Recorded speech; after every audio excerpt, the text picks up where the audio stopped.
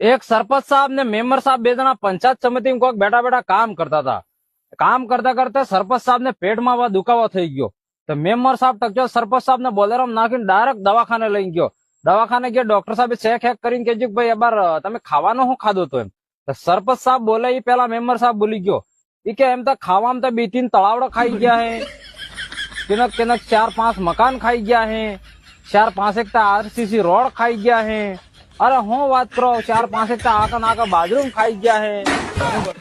Doctor કે એમ ને અનાજ ખાવામાં હું ખાધું તો એમ કે બાકી તમે જે પેલો ખાઈ ગયા એ તો તમારો દુખાવો જિંદગી ભર નહીં મટવાનો હોય. તો જેટલા સરપંચ અણને કહેવા માંગો કે વધારે ખો ને કે યા પેટમાં દુખાવા રહેવાના છે. તો દોસ્તો આભાર આપણા રાજસ્થાનમાં સરપંચ સાહેબ નો સુનાવ આવે જરાક જોઈ વિચારીને સરપંચ લાવજો કોણ લાભવો હોય કોણ ને લાભવો એમ. આકા નાકા અમુક તો બાથરૂમ ખાઈ જઈ ને પછી કઈ કે યાર બોલેરો યાર ખરાબ થઈ જાય આખો દાડો. થઈ જ જવાની કે ઉપર વાળા ને કેમેરા ચાલુ ભાઈ. એટલે જોઈ વિચારીને સરપંચ સાહેબ ચિતાડજો બસ બીજું